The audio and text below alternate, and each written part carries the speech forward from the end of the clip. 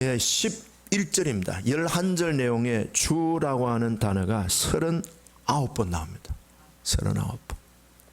그러니까 얼마나 다윗의 마음속에 주가 충만한가를 우리들에게 객관적으로 보여주고 있습니다. 우리는 주님에 대한 의식이 이 정도 될 수 있다면 참 얼마나 하나님께서 기뻐하실까. 어떤 분이 병문안을 갔는데요.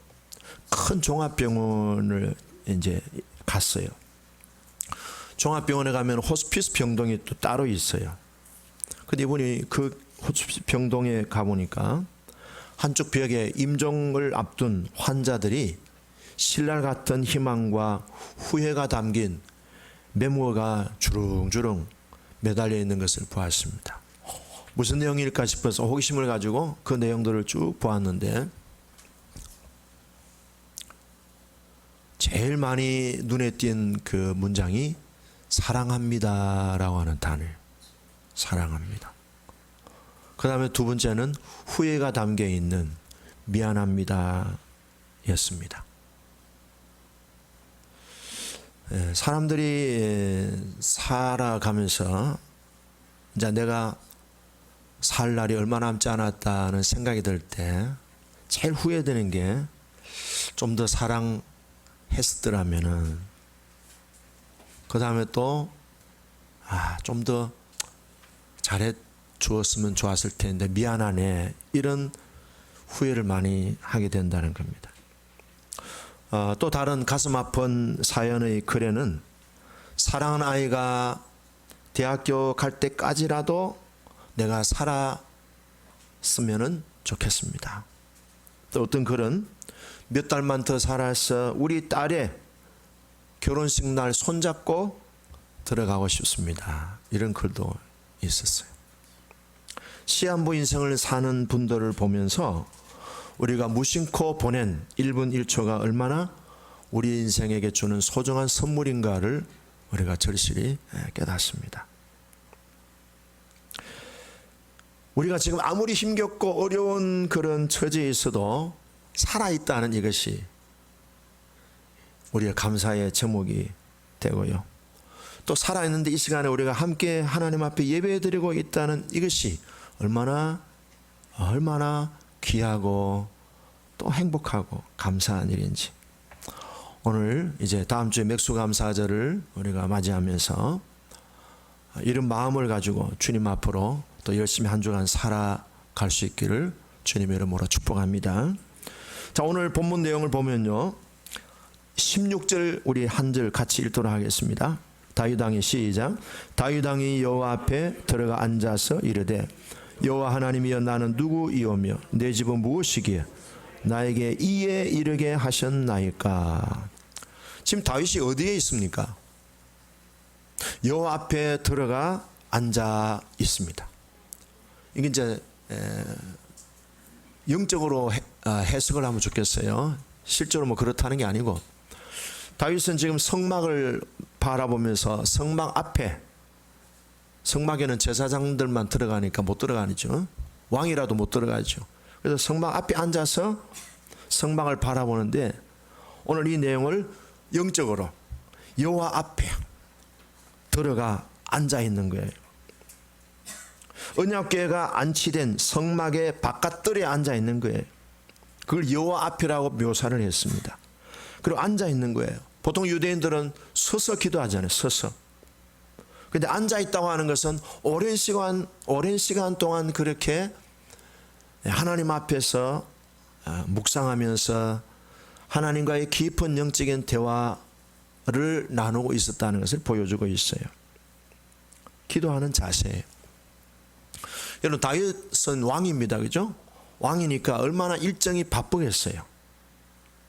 왕이 뭐 자기 마음대로 시간을 뭐 조율할 수 없잖아요.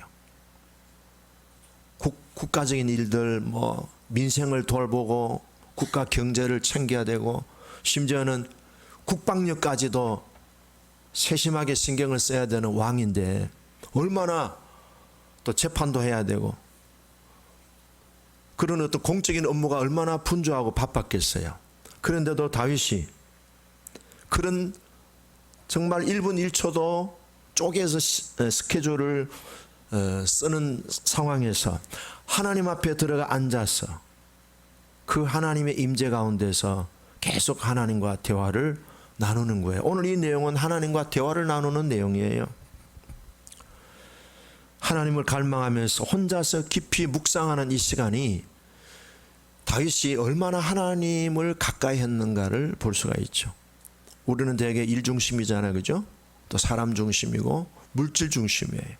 그러나 다윗은 사람이나 일이나 물질보다는 하나님 앞에서 그분의 마음 깊은, 하나님의 마음 깊은 곳에 들어가서 하나님의 마음과 자신의 마음을 계속 이렇게 주고받는 그 영적인 대화의 내용을 오늘 우리들에게 보여주고 있습니다. 우리는 어떻습니까? 우리는 너무 일에 그냥 휘둘리고 사람에게 휘둘리고 너무 먹고 사는 물질 생활에 너무 휘둘리지 않는가 모르겠어요. 미국에 CNN 방송이 있습니다.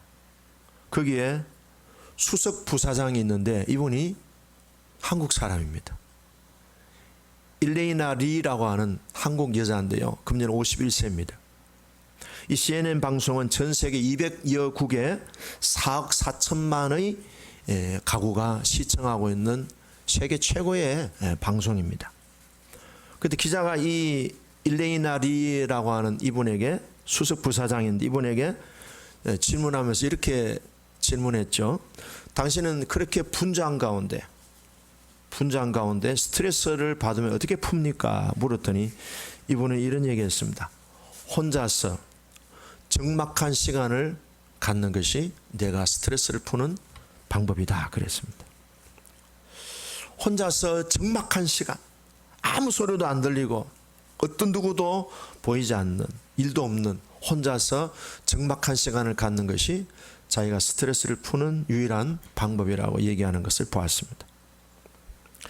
예수님도 마태복음 14장 23절에 보면은 예수님이 무리를 보내신 후에, 오병이어 사건입니다. 수만 명의 무리를 보내시고 난 뒤에 기도하러 따로 산에 올라가셨습니다. 기도하러 따로 산에 올라가셨고 날이 저물었을 때에 거기 혼자 계시더니, 혼자 있는 시간, 저와 여러분들도 혼자 있는 이 시간을 통해서 비밀한 하나님과 나의 마음의 그런 대화가, 마음의 그런 질문과 대답하는 그런 적막한 시간, 경건한 시간, 하나님의 임재를 누리는 그런 주님과 나의 적막한 시간을 갖는 이런 한 주간 될 수 있기를 바라요.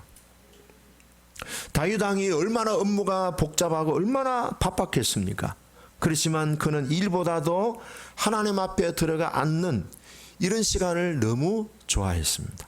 오늘 이 내용은 바로 그 하나님 앞에 들어가 앉아 시간을 보내면서 주님과 자기가 대화를 나눈 내용을 우리들에게 보여주고 있습니다. 왜 다윗이 그런 국가적인 분주한 공식적인 업무가 많은데도 불구하고 혼자 이런 적막한 하나님 앞에 들어가 앉아 있는 시간을 많이 가졌을까? 자, 이유가 있어요. 첫째는요, 다윗은 전쟁의 주권자가 하나님이시라는 사실을 믿는 믿음이 확고했습니다. 그러니까 실제 전쟁터에 나가서 전쟁하는 것도 중요하지만 하나님이 전쟁에서 우리를 이기게 해주시는 하나님의 주관하심이 더 중요하다는 사실을 알고 있었기 때문에. 두 번째는 나라가 잘 되고 인간의 생사화복, 국가의 흥망성쇠를 주장하시는 분이 그 주권자가 하나님이시라는 사실을 믿는 절대 주권 신앙을 갖고 있었어요. 세 번째는요, 다윗이 자기 자신을 볼 때, 다윗은 어떤 출신입니까? 목동 출신이에요. 저 시골 촌구석에 이름도 가문도 별로 알려지지 않은 그런 집안에 뭐예요? 정말로 서민 중에서도 가장 서민 출신인데 자기가 왕이 되었다는 이 사실을 생각해 볼 때, 이야, 이렇게 인생을 기가 막힌 반전을 이루시게 해주시는 내 인생의 절대 주권자가 하나님이시다는 사실을 확신하고 경험했기 때문에 하나님을 더 가까이 나아간 것이에요. 자, 오늘 이 본문의 내용은요, 이 역대상 17장 전체를 봐야 됩니다. 자, 17장 초반에 조금 더 이제 앞으로 내용을 이동하겠습니다.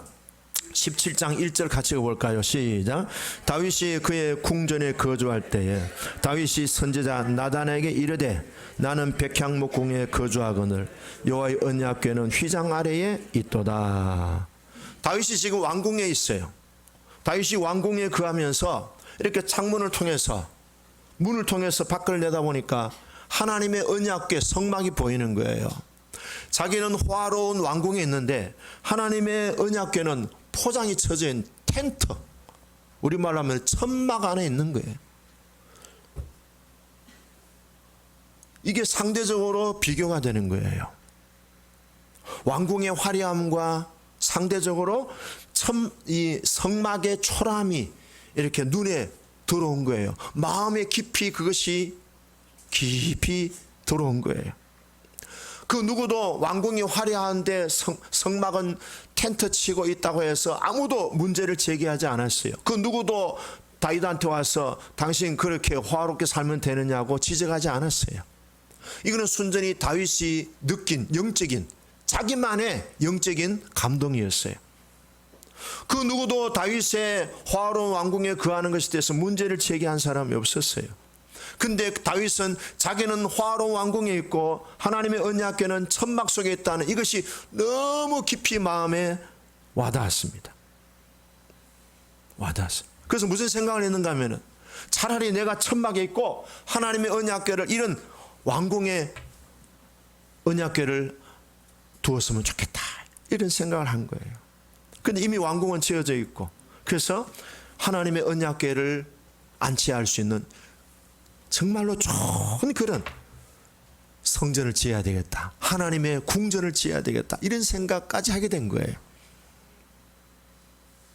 여러분, 남들은 안 보여요. 근데 나에게만 보이는, 내 마음에만 깊이 와닿는 감동되는 일들이 있어요. 그 부분을 잘 붙드시기를 바라요. 예. 남들은 그냥 무심코 지나가요. 근데 그 사람 눈에는 그것이 하나님의 어떤 부르심으로 들릴 수도 있고, 그 사람에게는 하나님의 어떤 미션으로 와닿을 수도 있는 거예요.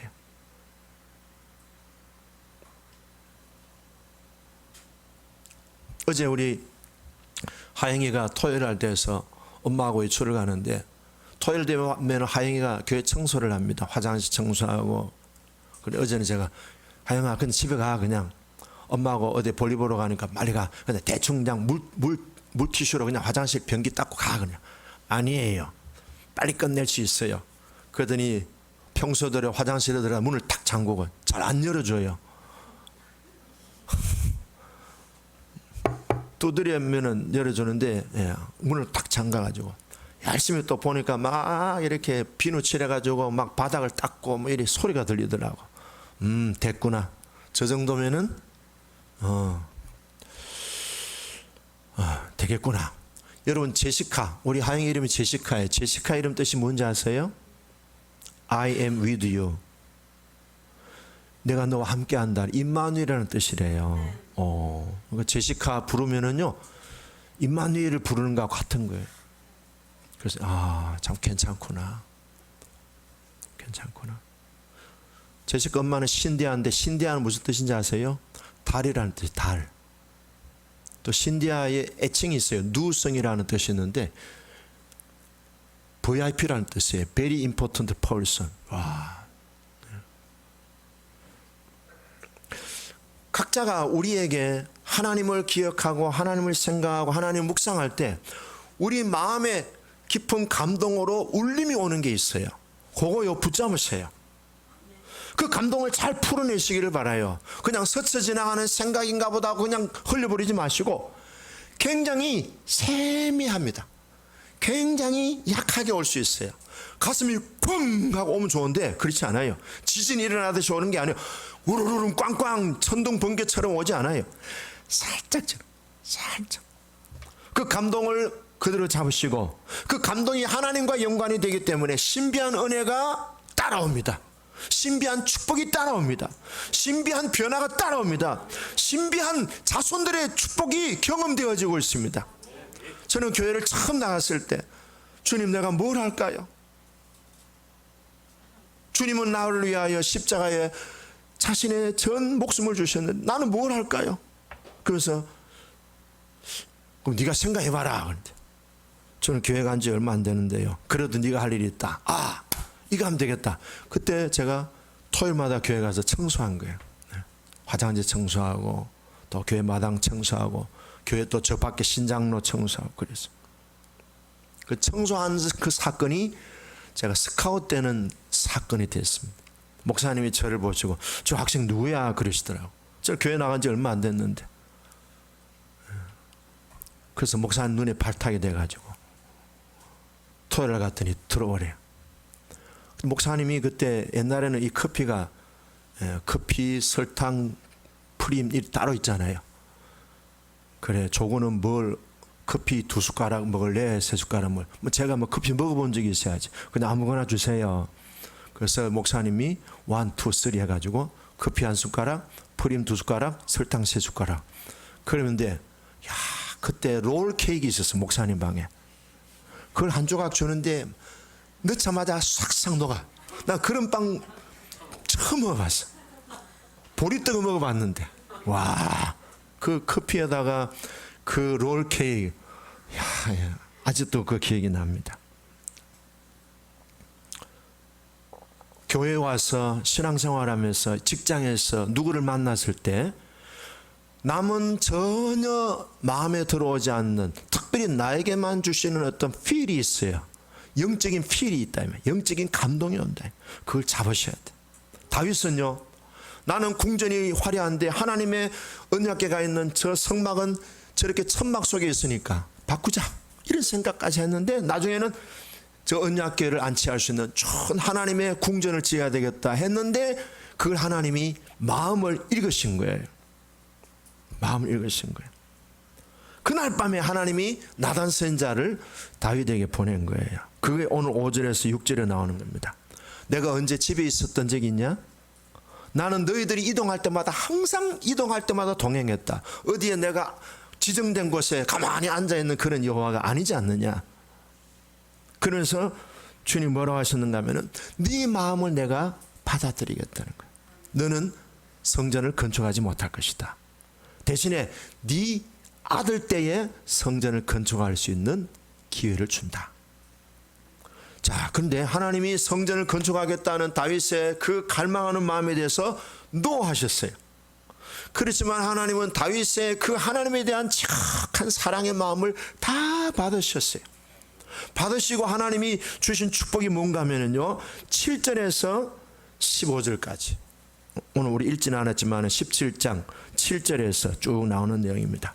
어떤 축복을 주셨는가 보세요. 7절에 보면은 내가 너를 이스라엘의 백성의 주권자로 세웠다. 왕으로 세웠다. 8절에는요 전쟁에 승리할 것이다. 9절에는 뭔가는 너를 항상 지켜줄 것이다. 10절에 보면은 너를 공격하는 모든 대적들이 너에게 와서 무릎 꿇고 복종할 것이다. 그 다음에 10절 끝에 보면은 너를 너의 왕조를 세워줄 것이다. 그 다음에 12절에 보면은 너의 왕조를 세우는데 견고하게 해주겠다.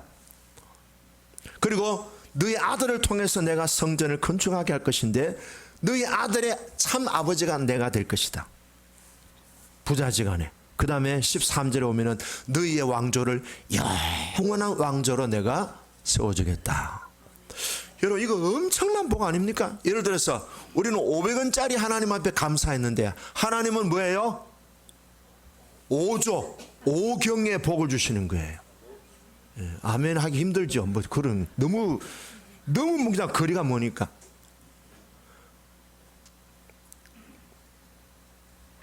그래서 하나님은 우리가요 정말 마음 깊은 곳에서 진실한 마음으로 하나님을 사랑하고 하나님을 위하는 마음을 하나님은요 그 마음을 딱 아셔요. 우리 314장 1절만 불러볼까요? 314장. 그 주님에 대한 사랑의 고백을 우리가 마음 진심을 담아서 드렸으면 좋겠어요. 내 구주 예수를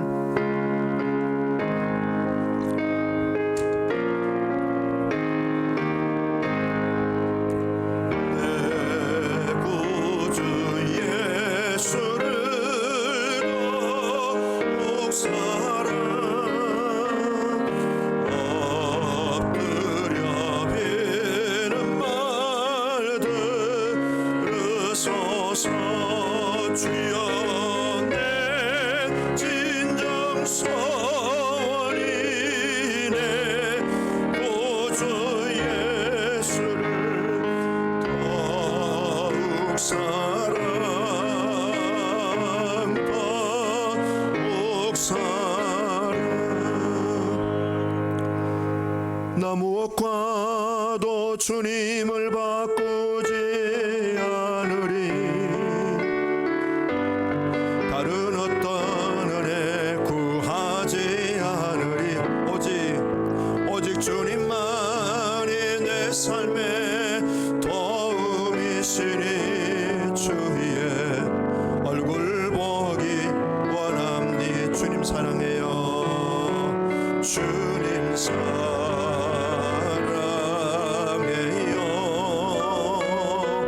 온 마음과 정성 다해 하나님의 신실한 친구 되기 원합니다. 주님 사랑합니다. 주님 사랑해요.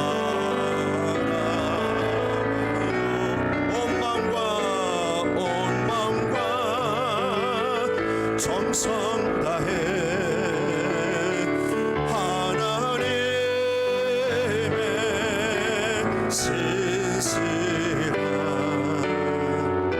친구 되기 원합니다.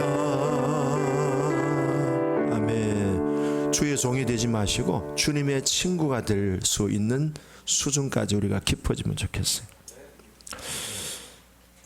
나를 사랑하는 자들이 나의 사랑을 입을 것이고, 여러분 우리가 하나님 사랑하는 것이 한 500원 정도라면요, 하나님이 우리에게 부어주는 사랑은 하나님 수준으로 우리에게 은혜를 주시는 거예요. 그건 5조 5경으로도 상상할 수 없는 놀라운 신비로운 하늘의 복으로 함께 하실 거예요. 누가복음 17장 보면은 나병 환자 10명이 예수님을 만나서 병을 고침받았어요. 근데 이들 중에서 사마리아 사람 한 명만 예수님께 돌아와서 엎드려 절을 하면서 감사를 드렸어요. 그때 예수님이 이렇게 하셨어요. 10사람이 다 깨끗함을 받지 아니하였느냐? 그 9은 어디 있느냐? 이 이방인 외에는 하나님께 영광을 돌리러 온 자가 없느냐? 영광은 감사하고 동일한 단어를 쓴 거예요. 나머지 9은 어디 갔을까? 여러분 나머지 9은 어디로 갔을까요? 큰빛교회로 갔을까요? 영락교회로 갔을까요? 제가 이걸 계속 추적을 해봤어요. 그 2000년 전에 예수님 그 당시로 제가 타임머신을 타고 들어갔어요. 갔더니요, 제가 한 사람 한 사람 만나서 취재를 했습니다. 시간은 꽤 걸렸어요. 제일 첫 번째 제가 만났습니다. 왜 당신 예수님께 감사 안 했어요? 하는 이 사람 이름을, 나는요 원래 감사라는 걸 몰라요. 아무리 좋은 일이 생겨도 나는요 감사 안 해. 내 이름은요 너 감사. 그분을 제가 처음 인터뷰했습니다. 두 번째 제가 사람 만났어요. 그랬더니 이분 이런 얘기했습니다. 원래 내 병은 가벼웠어. 컨디션이 회복되면서 자연 치유가 된 것이야. 근데 그 타이밍이 예수님 만난 거하고 똑 들어맞아서 그런 거지 예수님하고는 상관없는 거야. 세 번째 그렇게 얘기하더라고. 세 번째, 나는요 팔자가 기구한 사람이야. 병이 나았다고 해서 내 인생에 도움될 거 하나도 없어. 병이 나았다 해도 그 병이 또 찾아올 수 있어. 인생은 허무한 거야. 세 번째 사람. 네 번째 사람, 그동안에 나는 이 나병을 고치려고 온갖 병은 온갖 좋다는 약은 다 써봤지. 무진장 노력했어. 그런 노력이 있었기 때문에 예수님 도움이 살짝 된 것이지 결국에는 내가 노력한 거야. 예수님은 조금 보탬이 된 거야. 기가 찬. 다섯 번째 사람을 만났어요. 그건 이런 얘기합니다. 내가 나은 건 예수님 때문에 나은 건 맞아. 예수님이 고쳐주셨어.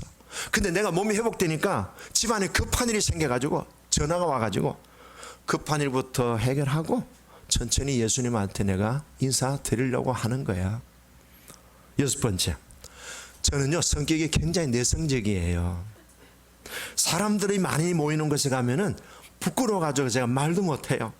그래서 내 성격상 한밤중에 아무도 없는 그때 예수님에게 단독으로 가서 예수님께 인사드리려고 하고 있어요. 일곱 번째, 나는 타 종교를 믿어요. 내가 믿는 종교의 신이 나를 고쳐준 것이 예수님 고쳐준 건 아니에요. 여덟 번째, 정말로 예수님이 내 병을 고쳐주신 거 맞아요. 사실이에요. 근데 내가 몰골이 이래가지고 내가 지금까지 노숙자 생활했는데 가서 목욕하고 머리도 좀 이렇게 따듬고 그리고 집안 식구들에게 좀 알려주고 그리고 모양을 좀 갖춰가지고 예수님께 인사드리려고 하고 있어요. 9번째 만났습니다. 이 사람은요 너무 감격스러워요. 예수님이 너무 나에게 이렇게 일생 못 고칠 병을 고쳐주셔서 얼마나 감사한지 몰라요. 그래서 나는 예수님께 인사를 하고 싶은데 봉투를 난 많이 준비하고 싶어요. 지금 내가 노숙자 생활하다 보니까 돈도 별로 없고 그래서 내일 아침에 은행 가서 우리 식구들 있는 거 돈 좀 많이 빼가지고 그리고 내가 옷도 좀 깔끔하게 입고 예수님 만나는데 내가 그냥 그래도 예의를 지켜야 되니까 그래서 내일 오려고 어떻게 해요? 내일 하려고 그랬대요. 예수님이 원하시는 건 뭐예요? 지금이에요. 지금 즉시 미루지 말고. 자, 오늘 이 다윗의 감사신앙 내용인데요 16절 봅시다. 다시 한번 읽어봅시다. 16절 시작. 다윗 왕이 여호와 앞에 들어가 앉아서 이르되 여호와 하나님이여 나는 누구입니까? 내 집은 무엇입니까? 그래서 자 다윗이 나는 누굽니까? 다윗은 누구예요? 베들레헴 시골에서 양을 치는 서민이에요. 서민. 근데 자기가 그런 서민 시골 구석에 양치는 목동이 왕이 됐다고 이거 생각하니까 이거는 정말로 꿈인지 생시인지 분간하지 못할 정도로 너무 기가 막힌 인생의 반전이야. 저와 여러분들에게도 그런 은혜가 있습니다. 예. 이거는 하나님의 은혜 아니고는 절대로 불가능한 일이야. 자신의 실력으로는 뭐 외시를 쳤습니까? 행시를 쳤습니까? 사법고시를 쳤습니까? 공무원 뭐 5급도 7급도 안 쳐본 다윗이야. 시골에서 양떼를 이끌고 해지면은 들어오고 해 뜨면 나가고 했던 사람이에요. 학교하고는 담사한 사람이에요. 그런데 이스라엘의 존경받는 대통령 왕이 되었으니까 자기가 생각할 때 이거는 정말로 절대적인 하나님의 은혜가는 불가능한 일이에요. 사무엘상 18장 2절에 보면 다윗은요 나는 가난하고 천한 사람입니다 그렇게 고백했어요. 가난뱅이다 이 말이에요. 그리고 다윗은요 천민이다 이 말이에요. 여러분 왜 다윗이 천민이라고 고백했을까요?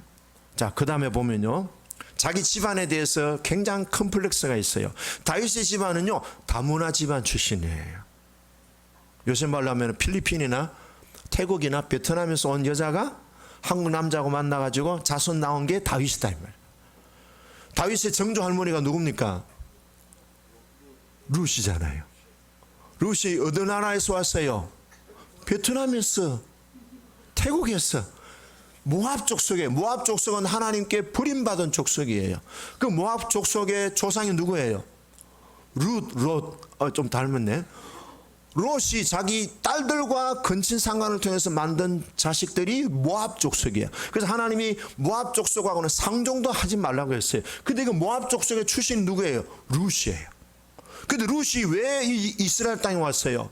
자기 시어머니를 대접하려고, 시어머니를 공경하고 잘 보살피려고 왔는데 자기 청춘을 희생했잖아요. 근데 베트남 여자같이 한국에 와서 말도 잘 안 통하지요. 그죠?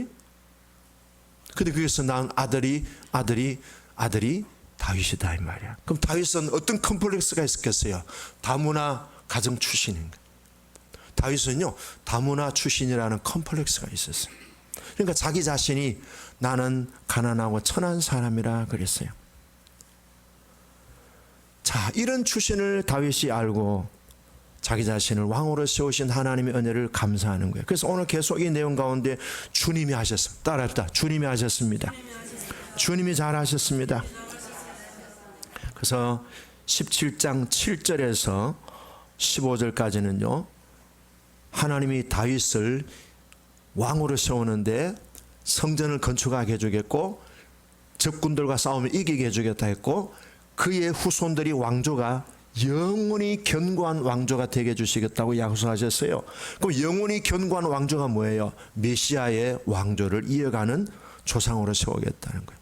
그러니까 다윗의 후손 중에 메시아 예수님이 태어난 거죠. 여러분, 얼마나 큰 축복입니까? 간단해요. 마음을 다해서 주님을 사랑하는 거예요. 정말로 하나님의 은혜를 되새기면서 감사함으로 나아갔더니 하나님이 그 마음만 받으신 거예요.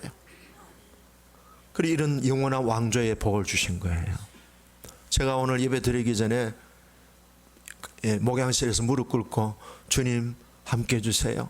오늘 감사에 대한 말씀을 준비했는데 제가 잘할 수 있도록 해주세요. 그런데요, 딱 저한테 야, 설교 잘하려고 하지 마. 네가 감사해. 감사에 대한 설교를 잘하는 것을 하나님이 기뻐하시는 게 아니고 내가 정말로 마음 깊은 것에서 우러나오는 감사를 하나님이 원하신다. 자, 정리하겠습니다. 여호와 앞에 들어가 앉는 시간을 가지십시오. 그 시간에 내가 어떤 출신인가를 생각하시고요. 하나님이 나에게 구원의 은혜를 무엇보다도 가장 귀한 은혜를 주셨습니다. 다음 주일은 맥주감사절입니다. 출애굽기 23장 16절에 맥주감사절을 지키라. 잠언 3장 9절과 10절에 내 첫 소사물을 하나님께 올려드리면은 하나님께서 영광을 받으시고 내 창고가 가득히 차고 내 포도즙 틀이 넘치리라 하셨습니다. 이 은혜가 우리 모두에게 있기를 주의 이름으로 축복합니다. 기도하겠습니다.